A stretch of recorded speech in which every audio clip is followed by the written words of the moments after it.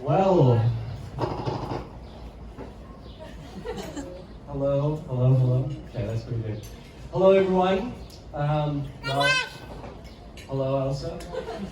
Saying this is an exciting day, I think would be a bit of an understatement. First off, let me just start off by saying huge congrats to Nathan and Emma. We are so excited for you. I'm so stoked for you both.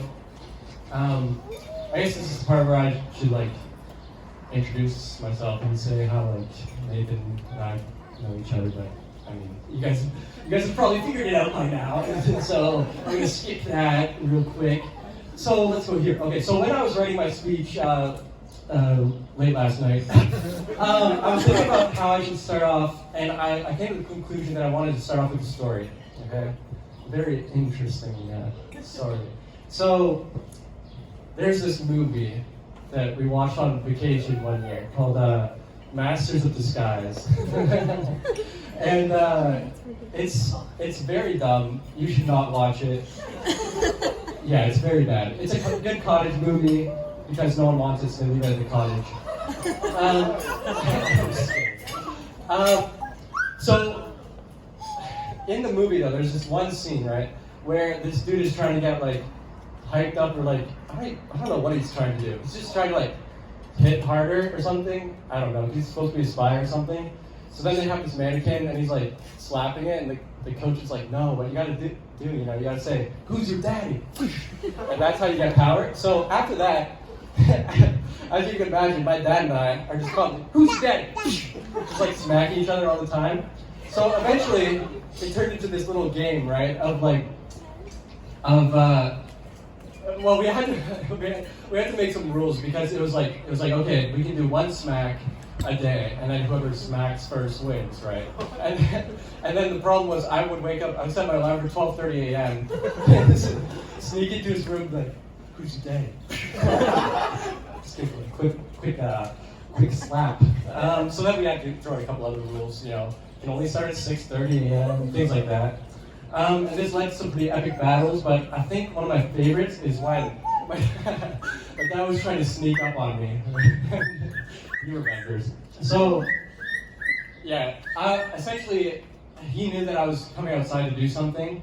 I don't remember what, but my dad quickly ran outside, opened the door and hid behind, closed the door, and then sure enough, door opens, out someone walks. Who's your daddy? And it was Nathan who walked through the door, not me. So that was a little tragic for him. A little bystander just walking through a random door in the house and just gets absolutely demolished. But okay, maybe that was a little bit of an exaggeration, but it was a pretty good smack, I think. You gave him a good long hug afterwards. Yeah, for sure. Poor guy. I don't remember much about my childhoods, but I remember that, so I thought that'd be an important story to share. Just another example of how Nathan always wants to be doing stuff like that. I'm just kidding. But Nathan, as you've heard tonight, he has always had this thing of just loving to do stuff with Dad. If Dad was fixing something up, I can't even begin to count the number of times that Nathan would be right there with him, helping him out, and I would be sneaking past to my room. He always wanted to know, how things work. Ever since we were kids, as you guys have heard, one of Nathan's most famous questions was just why?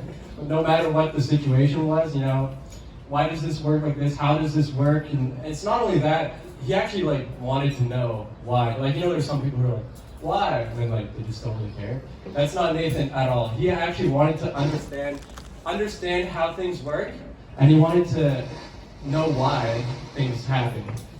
And I think that's one of the reasons that Nathan has become so good at problem solving. He's really smart. I think that's helped a lot.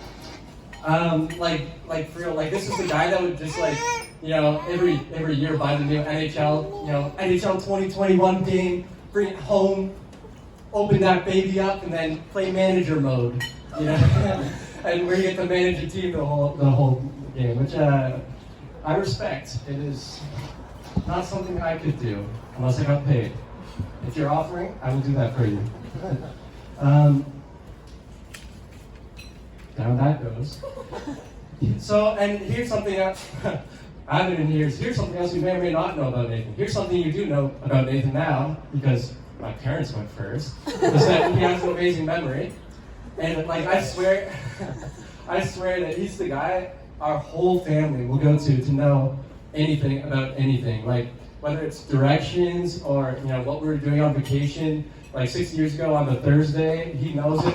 Who the Leafs traded away last year, what their contract was.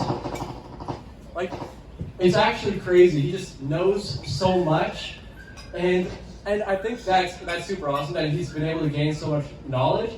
But I think while knowledge is great, knowledge that's like applied well is even better. Wisdom, essentially. And I think over the last few years, that's one of the biggest things that I've noticed in Nathan is the wisdom that he's grown into.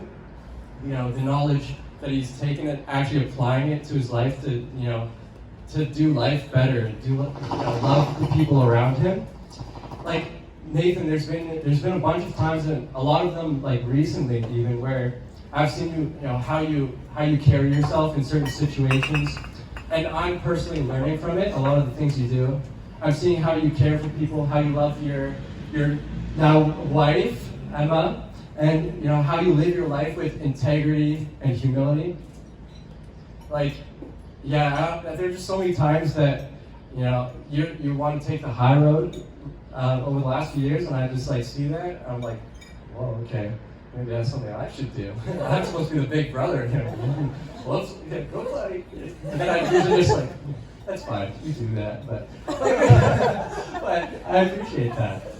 No, I really do think that you've grown in wisdom, and I think that's gonna carry into this relationship with Emma, that this marriage that you're starting today. Yeah, I've just seen like we were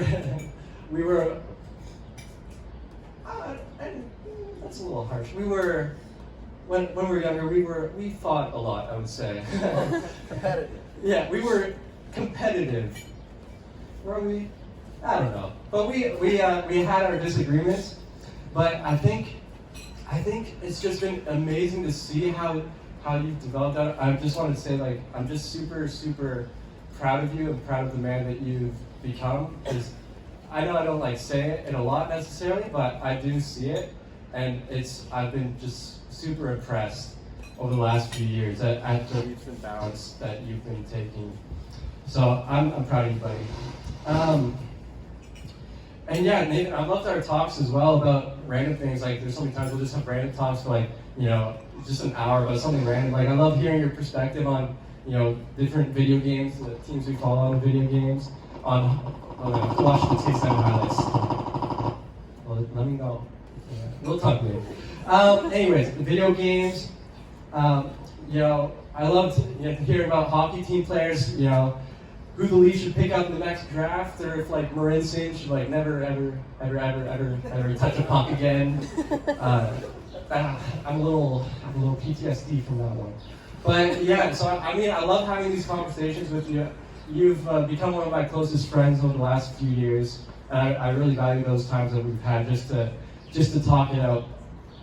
And also on that note about hockey, Emma, I feel like I should just apologize right now for when you would come and watch hockey at our house. Yeah, we can get a little passionate sometimes about the game, so I appreciate you not only putting up with us as we rage with these teams that could use improvements. Anyways, yeah, so I appreciate how much the calming presence specifically that you bring, and that's one of the things I noticed in those times.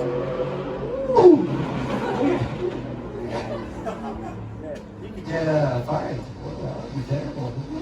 Anyways, so yeah, I just really appreciate the presence that you've brought when you come over. We all love having you over, and like we've been hearing today, it's just like the peace that's around you is just like it just like impacts people. Like, people can notice it, that people see it, and it really does bring like a calming presence to everyone around you. So I've really appreciated that about you. speaking of which, you guys are like the most calm couple ever that I think I've ever seen. Like, I'm sure there were like stressful times when trying to plan a wedding in the midst of all this chaos.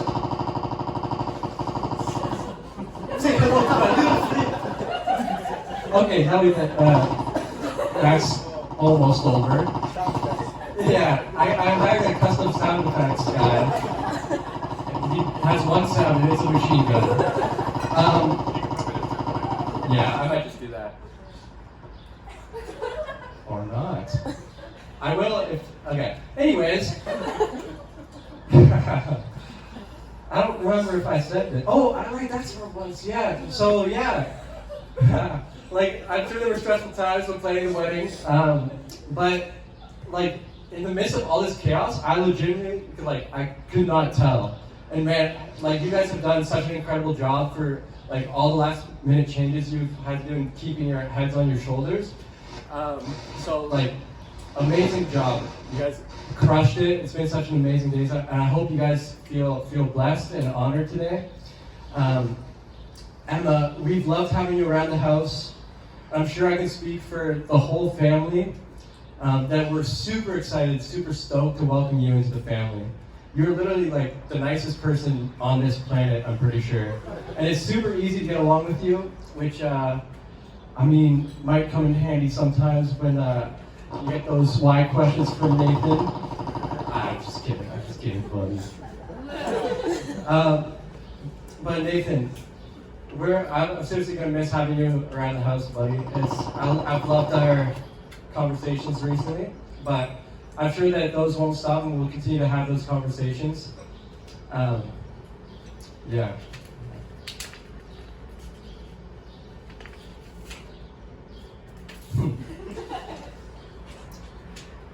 But just before I close, Nathan and Emma, I wanted to leave you guys with some encouragement. So, yes, drawing on my extensive experience in the topic of marriage, here's what I have to say to you. I'm just kidding, I have zero experience. If anyone was like, does he have experience? I don't. But I would just say, like, understand that you guys are both young, which is awesome, but be willing to give each other grace, you know? Grace as you learn how to do things, work together in different situations, and you know, have fun with it. You guys get to do life together with your best friend. You get to learn, you get to grow with your best friend, you know, so enjoy it. So as I close here, I want to leave you guys with a verse that I think really solidifies and glues this kind of all together. It's actually in Judges, which is interesting. It's Judges 4, verse 21. It says, "But Jael, Heber's wife, picked up a tent peg and a hammer and went quietly to him, like lay fast asleep, exhausted. She drove the peg through his temple into the ground, and he died." And I want you to hold on to that. Okay? I'm just kidding. That's not the verse. No, I feel some. You guys are like, "Ooh, he's better keep his eyes open." Tent peg? No, she doesn't seem like a tent peg driving kind of girl, so you should be fine. But the verse I actually wanted to leave you with was Colossians 3, verse 12, verse 17. And it's in the Message version, but I think it really, I think it's something to hold on to as you start this relationship. And it says this: "So, chosen by God for this new life of love, dressed in the wardrobe God picked out for you, compassion, kindness, humility, quiet strength, discipline. Be even-tempered, content with second place, quick to forgive an offense. Forgive as quickly and completely as the Master forgave you. And regardless of what else you put on, wear love. It's your basic all-purpose garment. Never be without it. Let the peace of Christ keep you in tune with each other, in step with each other. None of this going off and doing your own thing, and cultivate thankfulness. Let the word of Christ, the message, have the run of the house. Give it plenty of room in your lives. Instruct and direct one another using good common sense, and sing. Sing your hearts out to God. Let every detail in your lives, words, actions, whatever, be done in the name of the Master Jesus, thanking God the Father every step of the way." Cheers, guys. Wish you both the best.